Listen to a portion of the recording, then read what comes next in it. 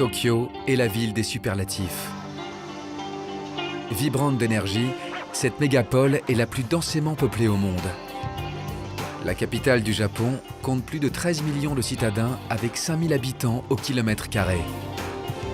Cette cité ultramoderne est l'une des plus performantes et dynamiques de la planète. Des forêts de gratte-ciel, des parcs immenses, de gigantesques centres commerciaux, des îles artificielles. Difficile d'imaginer que la ville fut rasée lors de tremblements de terre, entièrement brûlée plusieurs fois, ravagée par les bombardements pendant la Seconde Guerre mondiale. Mais après chaque catastrophe, Tokyo a su renaître de ses cendres, encore plus conquérante. Bienvenue dans la ville Phénix.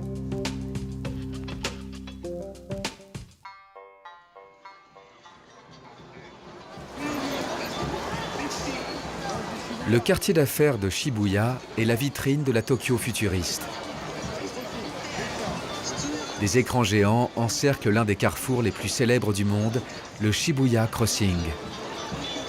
Tout est réglé comme sur du papier à musique. Les partitions s'écrivent sur les passages piétons. D'abord, il y a le lent balai des voitures. Mais lorsque le signal passe au vert, les piétons se lancent à l'assaut du croisement.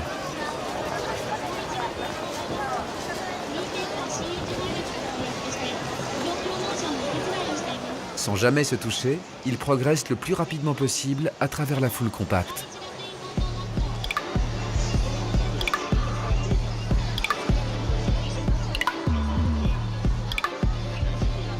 Il faut faire vite, car les piétons n'ont que 55 secondes pour passer de l'autre côté.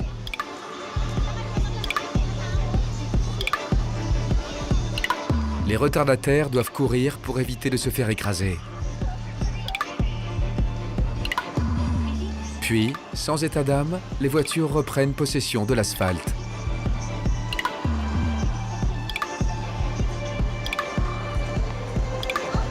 Le spectacle sans cesse répété est hypnotique. Le croisement de Shibuya est l'un des endroits les plus filmés au monde. Plus de 2 millions de Japonais le traversent chaque jour.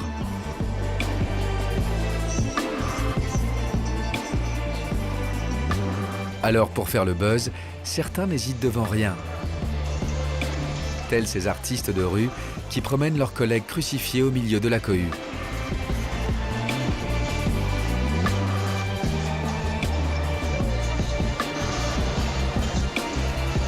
La station de Shibuya déverse son flot de voyageurs. Des businessmen, banlieusards et fêtards qui viennent profiter des centaines de restaurants et de bars du quartier. Les clients de certains établissements préfèrent rester discrets. Ils ne fréquentent pas les salles de jeux vidéo, mais des salles de pachinko, un passe-temps très japonais entre flippers électroniques et machines à sous. Les premières machines importées de Chicago apparurent dans les années 1920. Il s'agit d'insérer des billes de métal à la bonne vitesse dans le flipper afin de réaliser le plus de points possible pour obtenir encore plus de billes. Les jeux d'argent sont théoriquement interdits au Japon. Mais on peut toujours échanger les billes gagnées contre de l'argent. C'est une économie souterraine pour la majeure partie, car les pachinko sont contrôlés par la mafia japonaise, les yakuza. C'est d'ailleurs pour cela qu'il est impossible de filmer à l'intérieur de ces établissements. Le jeu est un véritable fléau au Japon, mais aussi une industrie prospère qui se hisse au 3e rang de l'économie des loisirs, derrière la restauration et le tourisme.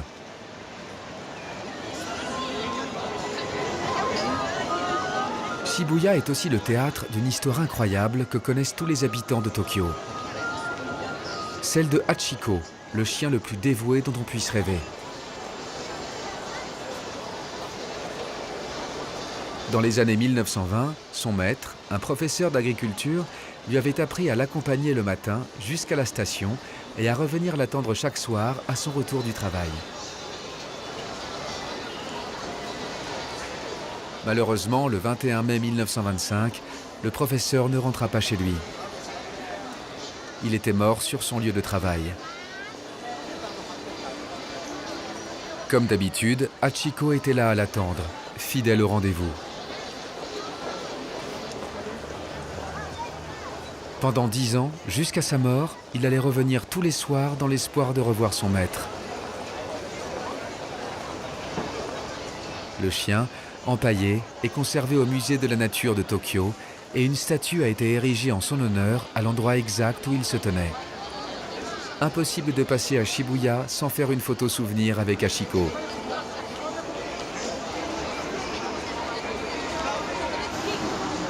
Ce portail coloré marque l'entrée de Takeshita-dori, la rue la plus branchée de la capitale.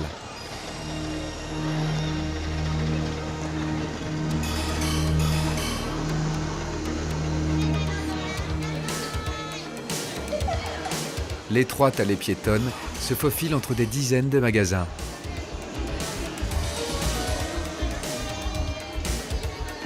La foule est compacte. C'est le point de rendez-vous des ados branchés qui viennent chercher le dernier accessoire à la mode et enrichir leur garde-robe. Magasins vintage, t-shirts collector, sur 400 mètres de long, la rue Takeshita-dori est un incubateur de tendances qui inspire les jeunes japonais.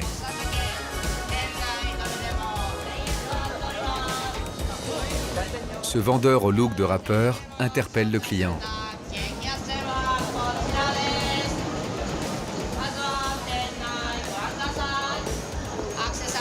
La concurrence est rude. Le culte de la mode et la frénésie de consommation font partie du quotidien des Tokyoïtes. Le but est, avant tout, de se démarquer des autres en adoptant les dernières tenues dans le vent. À Takeshita-dori, c'est l'exubérance de style et un certain goût pour la fantaisie qui attirent les nombreux touristes.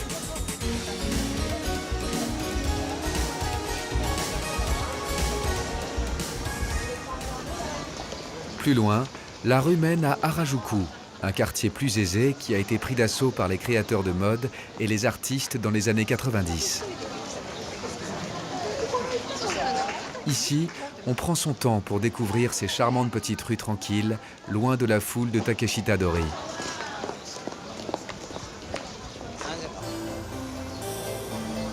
La vitrine du centre d'information expose une incroyable sculpture d'un artiste japonais baptisé Colorful Rebellion. En fait, c'est une horloge.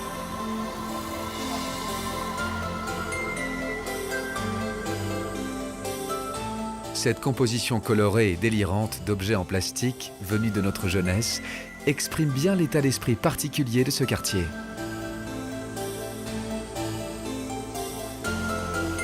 Elle est la parfaite illustration de l'esprit kawaii qui désigne ce qui est mignon, enfantin. Car les habitants de Tokyo sont de grands enfants. Ils adorent tout ce qui rappelle leurs jeunes années, comme les dessins animés et les jeux vidéo. La culture kawaii est présente dans chaque recoin. Dans cette petite impasse perdue, un lapin en bronze tout droit sorti d'Alice au pays des merveilles nargue les promeneurs.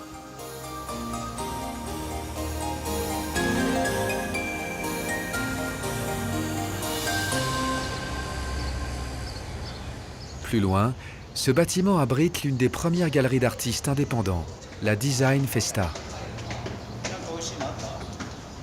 Les jeunes artistes encore inconnus peuvent exposer ici en toute liberté. Comme nous l'explique Kosei, l'attaché de presse de la galerie. Si votre œuvre est originale, alors vous pouvez exposer ici. Dans notre galerie, nous exposons les œuvres d'artistes très différents. Par exemple, dans cette salle, nous exposons des photos de ce ranch.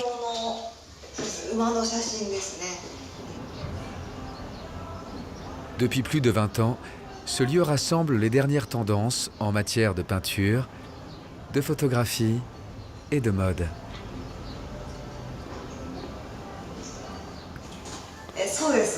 Au début, cet endroit a été ouvert par une styliste très connue, Uzuki.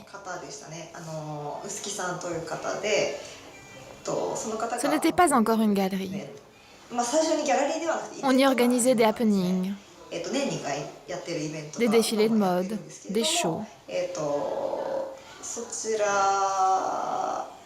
Uzuki ne l'utilisait que pour ça.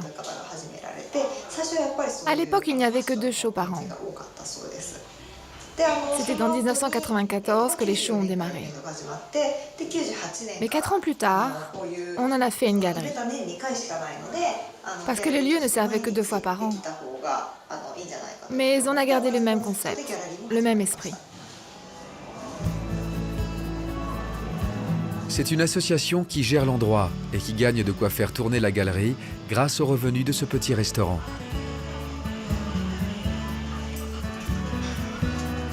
Peut-être que la future star des mangas est parmi ses clients.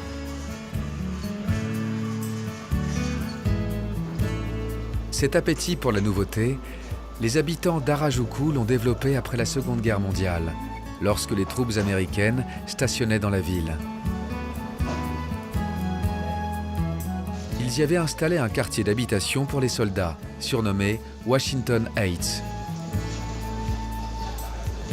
Les Japonais n'avaient pas le droit d'y entrer. Le quartier limitrophe d'Harajuku devint alors pour les jeunes l'endroit idéal pour découvrir l'American Way of Life, ce monde de consommation et d'abondance qui tranchait avec la pauvreté de l'époque.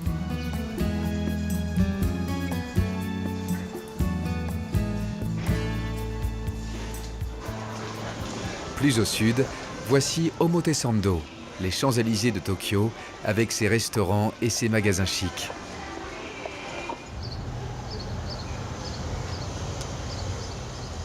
Les Japonais sont les premiers clients des marques de luxe au monde.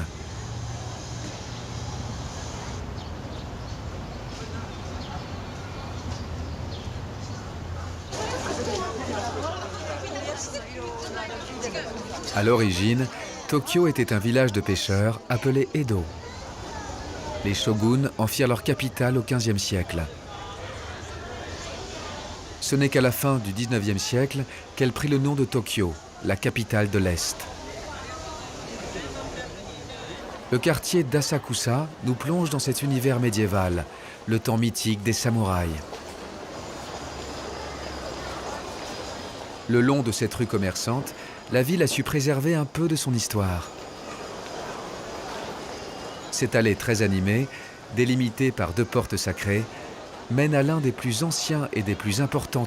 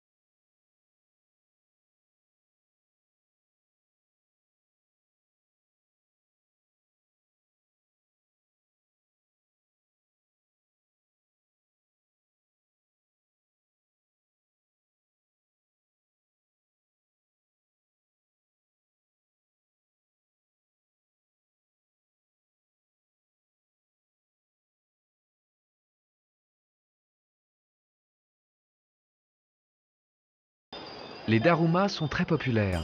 Chaque famille en possède et attend patiemment que leurs souhaits se concrétisent un jour. Avec ses 3 lanternes, la porte de la maison du trésor marque le bout de la rue commerçante. Elle fut édifiée à la fin du Xe siècle et complètement détruite par un bombardement en 1945. Elle a été magnifiquement restaurée depuis.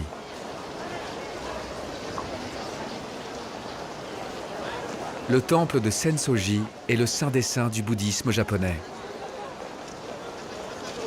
Sur le côté, la pagode des 5 histoires domine l'entrée du sanctuaire de ses 64 mètres de hauteur. Dans la cour centrale, des échoppes traditionnelles vendent des porte-bonheur. Ce sont de petites amulettes en soie ou en papier qui contiennent une prière. On peut également acheter des incantations divinatoires, écrites sur des bandes de papier que l'on tire au hasard.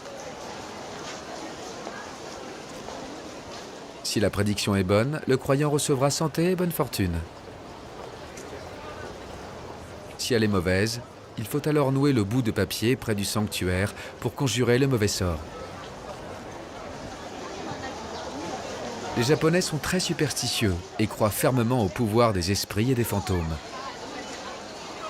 Sur le parvis, trône un énorme brûleur à parfum en fonte.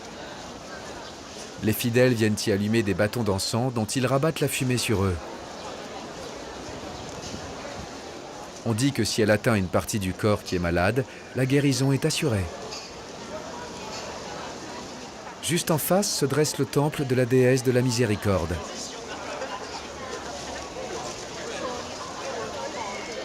La légende raconte qu'il y a 1400 ans, 2 pêcheurs remontèrent dans leur filet une statue de la déesse perdue au fond de la rivière voisine. Ils firent alors le serment solennel d'édifier un temple à la gloire de Bouddha, à l'endroit même de leur découverte.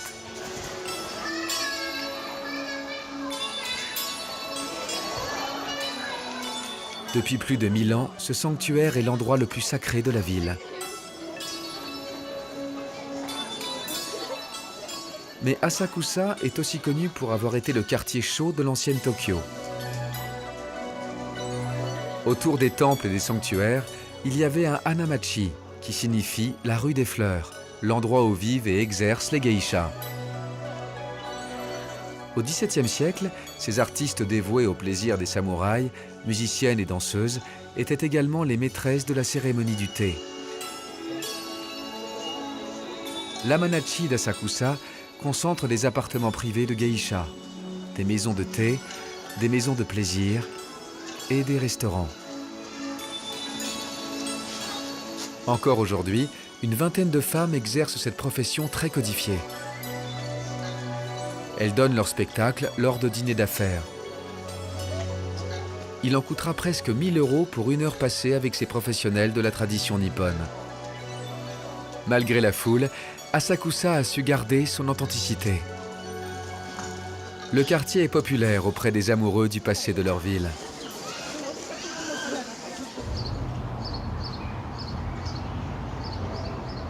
En plein centre de Tokyo, encerclé d'une forêt d'immeubles, le Kokyo est un ensemble de parcs et de jardins qui dissimule le palais impérial.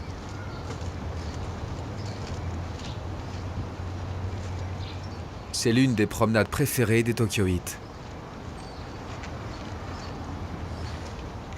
Au-delà des douves se cache la résidence du 126e empereur du Japon, Akihito. Avec 2600 ans d'existence, c'est la famille impériale la plus ancienne au monde et toujours l'une des plus secrètes. Ses origines remonteraient au VIe siècle avant notre ère. Le parc Kokyo abritait le château d'Edo, l'ancienne demeure du shogun, construite au XVe siècle et qui fut détruite lors d'un incendie en 1873.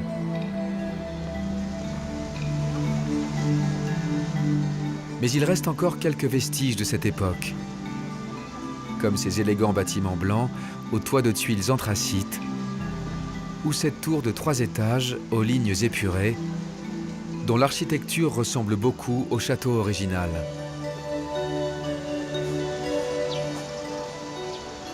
C'est sans aucun doute le plus célèbre des monuments du parc Kokyo.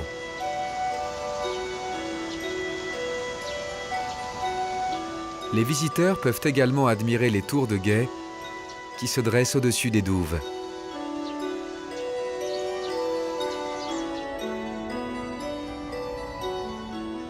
Au pied des remparts, les jardins ont été plantés avec 2000 pins du Japon.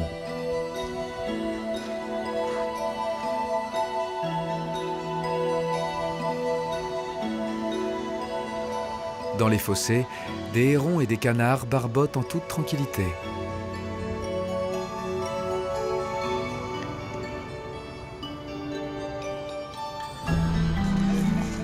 Mais les touristes se retrouvent tous devant le double pont qui accède au palais impérial. L'entrée est bien gardée.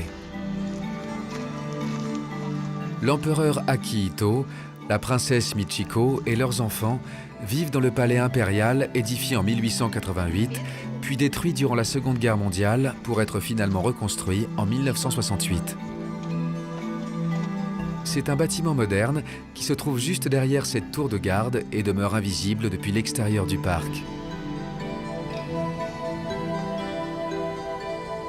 Il n'est ouvert au public que 2 jours par an, lors de l'anniversaire de l'empereur et pour le Nouvel An.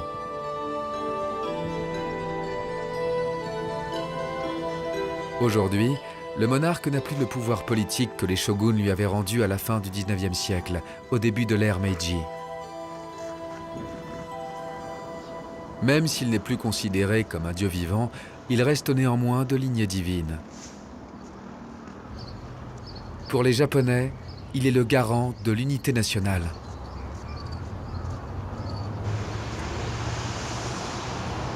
Aujourd'hui, le centre du pouvoir se trouve à Nishishinjuku, un quartier ultramoderne sorti de terre au début des années 2000.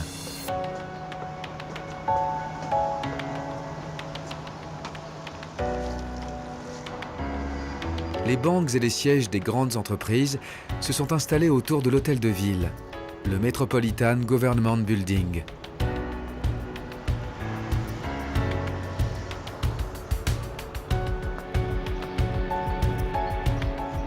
Ce bâtiment imposant, avec ses 2 tours jumelles impressionnantes de 48 étages, a été achevé en 2006. Il est l'emblème de la nouvelle Tokyo. Depuis les salons panoramiques en haut des tours, la vue est imprenable.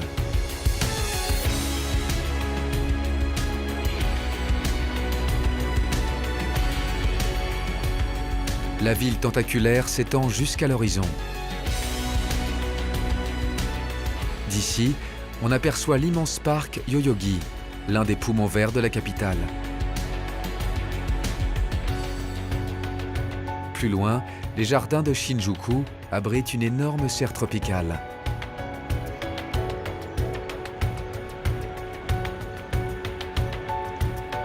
Tokyo est en perpétuelle mutation.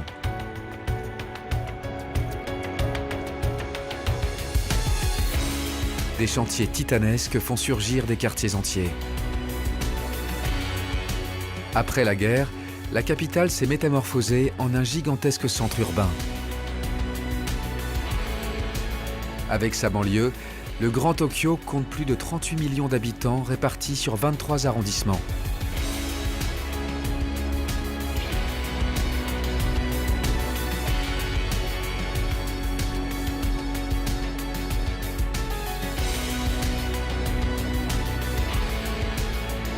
Nichés entre les bretelles d'autoroute, on trouve encore quelques temples bouddhistes perdus au milieu des buildings.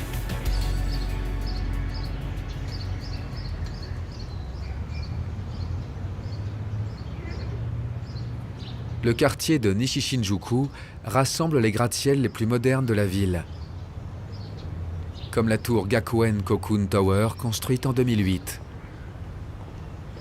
Cette école de mode et de design fait 50 étages et mesure 204 mètres de haut. Avec le 21e siècle, Tokyo est devenue une ville futuriste. Les meilleurs architectes de la planète y rivalisent d'intelligence et de créativité. La capitale nippone est devenue une plateforme mondiale incontournable pour les affaires, la finance, la culture et les loisirs. Entre les buildings, des espaces verts, des parcs et des restaurants. C'est là que se retrouvent les salarymen, les employés des grandes corporations, pour profiter de leurs courtes pauses. Au pays du quasi-plein emploi, les sociétés embauchent les jeunes diplômés à la sortie de l'université. Beaucoup feront toute leur carrière dans la même entreprise, même si ce système d'emploi à vie montre quelques signes d'essoufflement.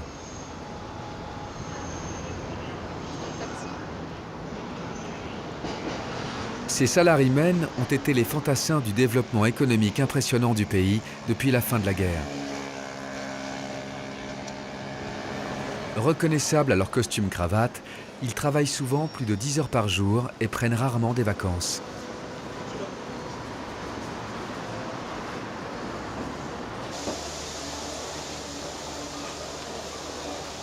Au pied des tours jumelles de l'hôtel de ville se tient un festival où le bœuf est mis à l'honneur.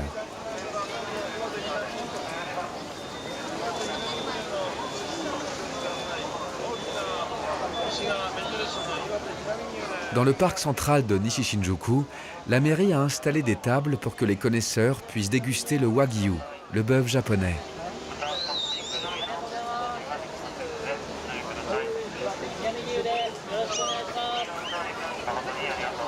À l'origine élevée pour les travaux des champs, les bêtes sont aujourd'hui engraissées pour donner l'une des meilleures viandes au monde.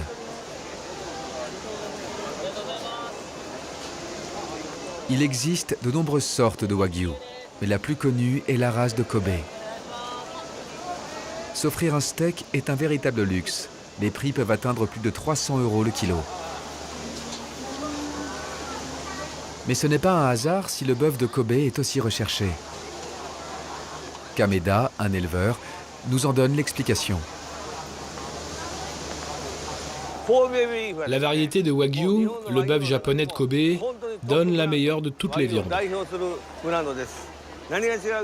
Ce qui fait la grosse différence avec les autres Wagyu, c'est que nous sommes les premiers du classement. Au Japon, il existe 15 niveaux de qualité. Seuls les 2 premiers du classement ont le droit à l'appellation bœuf de Kobe. Nos bœufs sont tous des Tajima Ushi, le plus renommé du Japon. C'est la race originale des Wagyu japonais. Il faut que le bœuf soit un Tajima Ushi et qu'il soit élevé dans la région de Kobe.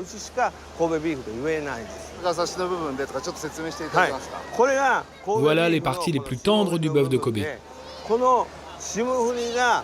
Cette viande est striée par de fines veines de graisse. Et obtenir cette qualité-là, c'est beaucoup de travail et une bonne maîtrise des techniques d'élevage.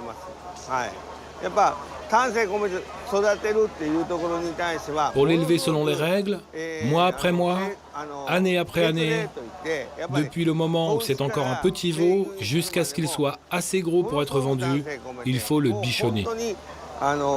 Il faut l'élever avec beaucoup de soin.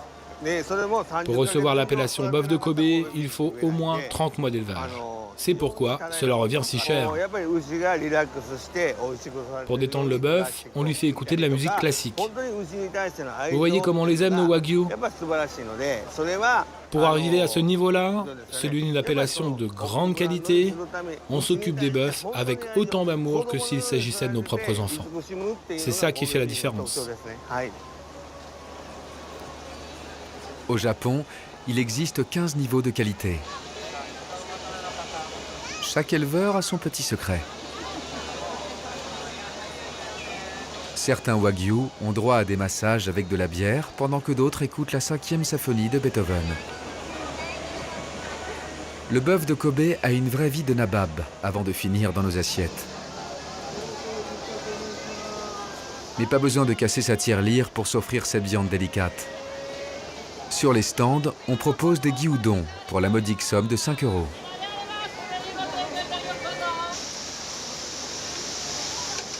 Cette recette typiquement japonaise consiste en un bol de riz vinaigré sur lequel on dépose des tranches de bœuf sautées avec des oignons.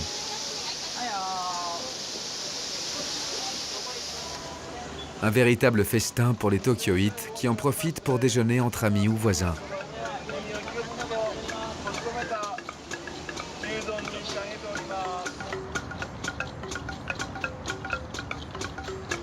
Oasis de verdure au centre de la mégalopole, le parc de Yoyogi est sans doute le jardin public le plus populaire.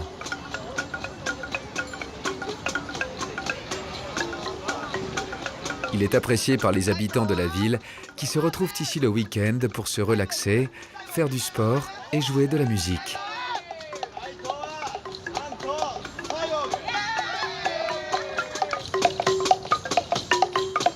Dans les allées tranquilles, vous aurez peut-être la chance d'écouter Masahiro Tatematsu, le cycliste musicien.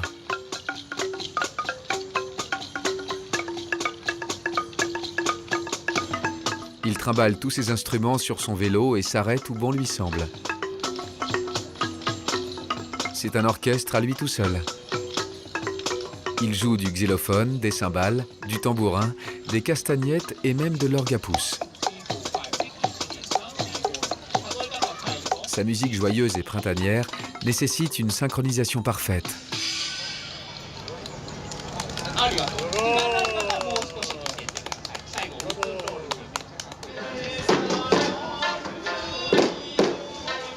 Plus loin, un groupe répète une danse venue de l'archipel d'Okinawa, des îles situées à plus de 2000 km au sud de Tokyo. Cette chorégraphie s'appelle une Elisa. C'est à l'origine une danse sacrée qui est devenue très populaire. Les Tokyoïtes ont beau être des citadins, ils n'en aiment pas moins le folklore et les spécialités des différentes provinces.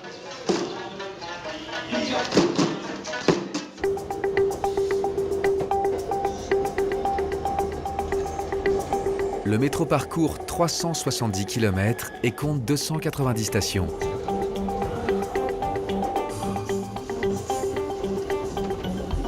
Chaque jour, c'est presque 10 millions de voyageurs qui empruntent les 13 lignes qui desservent la capitale.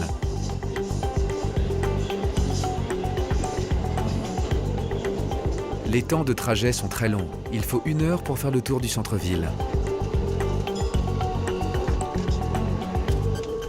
La ligne Yamanote est circulaire et son tracé délimite officieusement le centre de Tokyo. C'est l'une des lignes les plus chargées car elle dessert les principaux quartiers de la ville dont Akihabara. Au nord de la ville, Akihabara est le rendez-vous des otaku.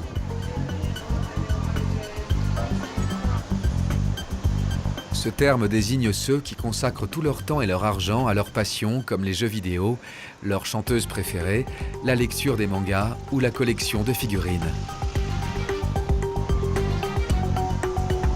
Akihabara est leur caverne d'Ali Baba. C'est là, et nulle part ailleurs au monde, que les amateurs de dessins animés pourront trouver tout ce qu'ils cherchent. Des éditions collector et l'univers de leurs héros favoris.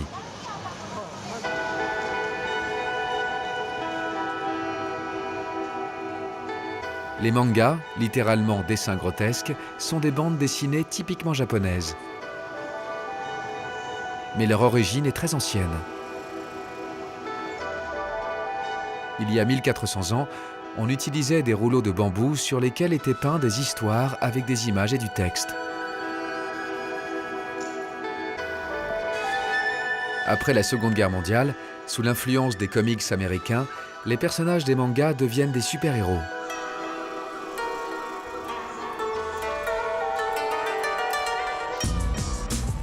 Leur succès ne s'est jamais démenti depuis et les mangas les plus populaires se vendent en centaines de millions d'exemplaires à travers le monde.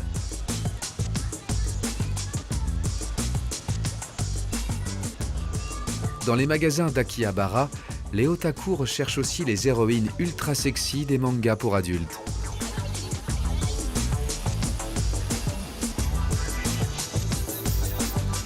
Généralement, ces figurines représentent de très jolies filles en silicone dans des poses suggestives.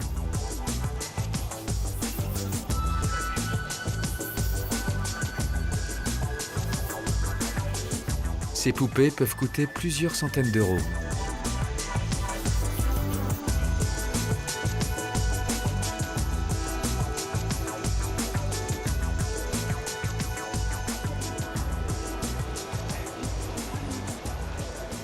Sur Otaku Road, de plus en plus de cafés manga se sont ouverts, où les employés sont habillés en soubrette.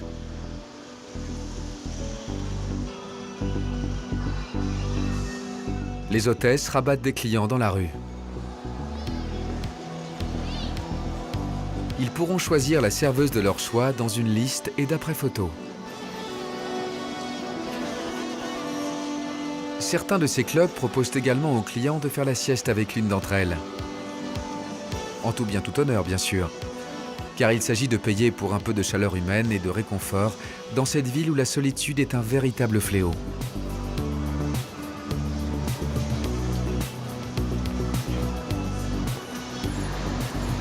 Akihabara signifie le champ des feuilles d'automne, car c'est longtemps resté un immense terrain vague envahi par les arbres. Avec la construction de la station de métro en 1890, le quartier commença à se développer avant d'être entièrement détruit dans les bombardements de 1945.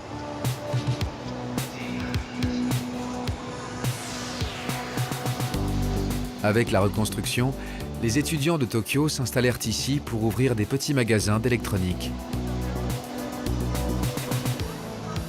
Ils revendaient des radios et des appareils d'électroménager qui provenaient des surplus de l'armée américaine. Ces petites échoppes subsistent encore dans les ruelles proches de la gare.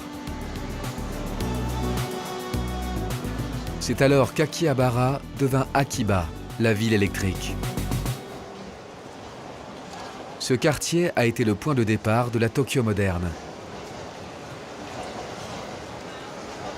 Des centres commerciaux géants se sont ouverts, faisant d'Akihabara le point de rencontre des geeks en quête des derniers gadgets électroniques. Avec son atmosphère survoltée et son architecture futuriste, c'est un quartier incontournable de Tokyo.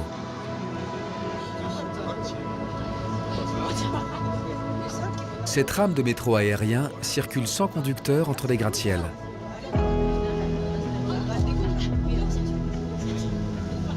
Lancée en 1995, cette ligne est entièrement automatisée.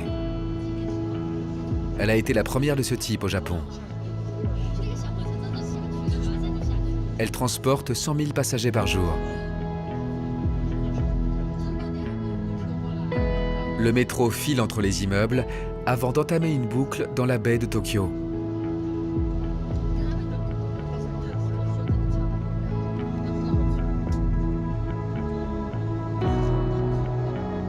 Installé à l'avant de la rame, on a l'impression d'être dans un film de science-fiction.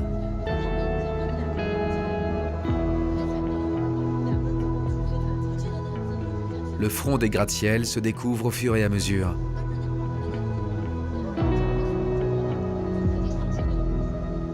Pour le prix d'un ticket, le spectacle est garanti.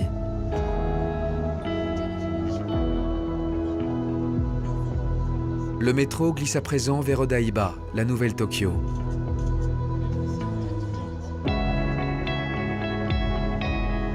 Là aussi, la ville est en pleine mutation.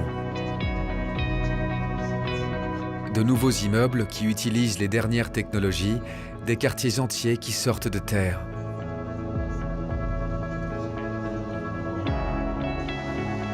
Odaiba est une île artificielle. Et encore une fois, le passé rattrape le futur. À l'origine, Odaiba, qui signifie forteresse, fut construite par le shogun de Tokyo en 1853. Il fit bâtir 4 îles avec des fortins pour protéger la baie. Dans les années 70, le gouvernement décide de lancer des projets urbains pharaoniques. L'île du shogun en fait partie. Aujourd'hui, Odaiba mesure 6 km². Les immeubles ont poussé comme des champignons. Pour autant, l'urbanisme reste moderne et harmonieux. Cet ensemble architectural abrite la chaîne de télévision Fuji. Le bâtiment a été conçu par Kenzo Tange, un célèbre architecte japonais, disciple de Le Corbusier.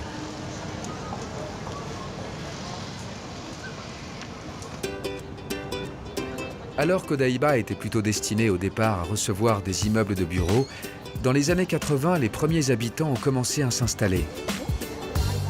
Depuis, le succès de ce lieu ne s'est jamais démenti. L'esplanade centrale offre une vue unique sur Tokyo et ses gratte-ciels. La gigantesque métropole se dresse fièrement comme la porte d'entrée de l'archipel. La statue de la liberté postée sur la baie rappelle une autre ville célèbre, New York. C'est la France qui a offert cette réplique au Japon en 1998. À l'origine, elle ne devait rester qu'un an, mais elle est devenue si populaire qu'il a été décidé de ne pas la démonter.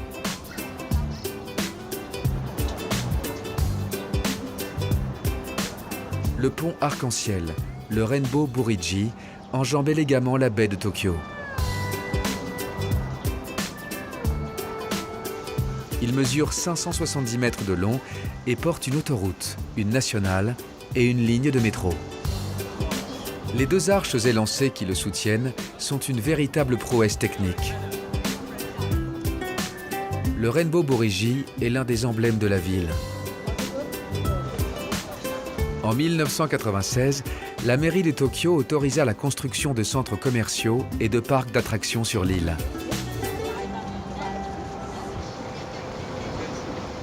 Odaiba va alors devenir l'endroit préféré des citadins pour passer le week-end.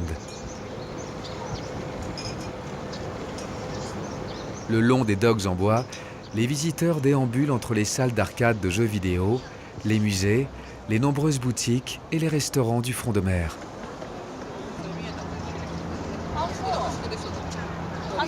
Des écoliers venus de province ont droit à une journée de divertissement dans une rigueur toute japonaise.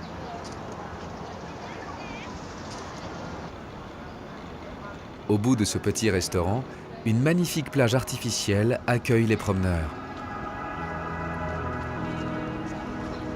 Cette large bande de sable entoure une petite baie tranquille. Toutes les fins de semaine, de nombreuses familles viennent ici pour se détendre et profiter de l'air marin. Il est presque incongru de voir ce véliplanchiste glisser tranquillement sur l'eau au cœur de cette mégapole.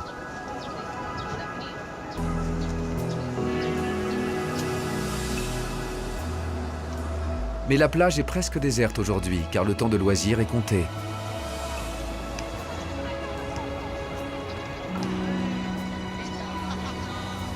Une partie de ballon, des mariés qui posent pour la postérité, un moment de détente en famille, et il faut déjà rejoindre la grande ville.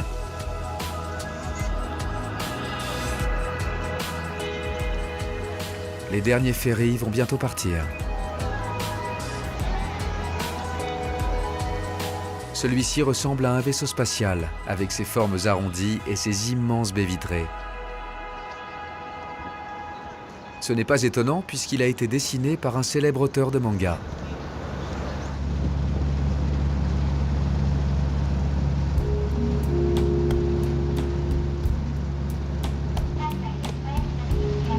La traversée de la baie est une courte croisière très populaire.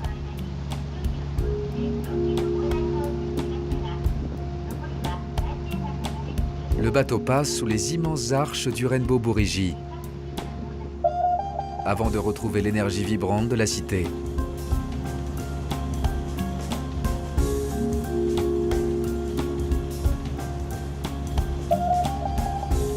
Direction le cœur de Tokyo.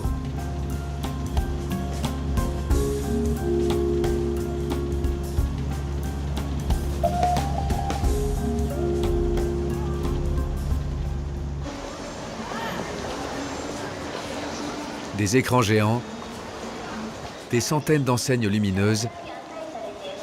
Nous sommes à Shinjuku, l'un des quartiers les plus animés.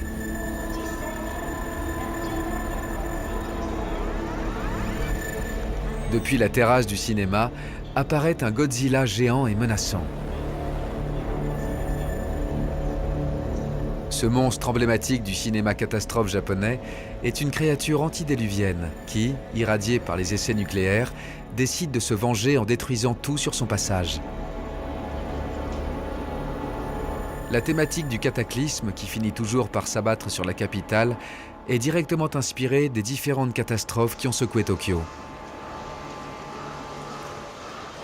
Mais la ville a toujours su renaître de ses cendres.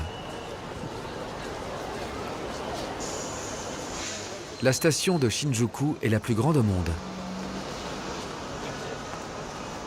Elle compte une dizaine d'étages et abrite des centres commerciaux et même des jardins d'enfants perchés en haut des immeubles.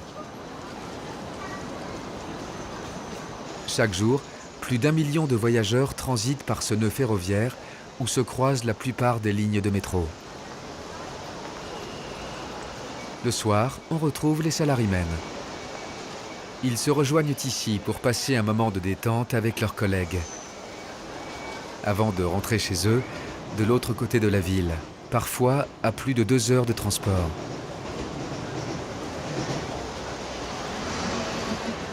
Shinjuku a beaucoup souffert des bombardements américains.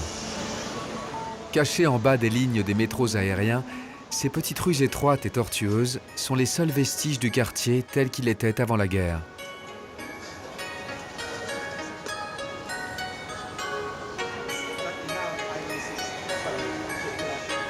Il est très typique avec ces minuscules restaurants qui ne peuvent accueillir plus de 5 ou 6 clients à la fois. Chaque établissement a ses habitués, parmi lesquels des artistes, des cinéastes et des célébrités qui en ont fait leur lieu de prédilection. L'atmosphère y est plus authentique et conviviale et la cuisine savoureuse. Une fois rassasiés, les salariés en goguette se dirigent vers Kabukicho, un autre quartier chaud de Tokyo.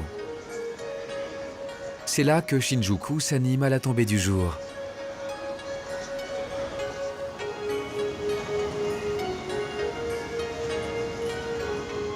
Dans ces petites rues, entre les karaokés très prisés des Tokyoïtes et les love hotels où l'on paye une chambre pour quelques heures, les enseignes lumineuses des bars et des salons de massage affichent des visages d'hôtesses aux tenues de soubrettes ou d'infirmières.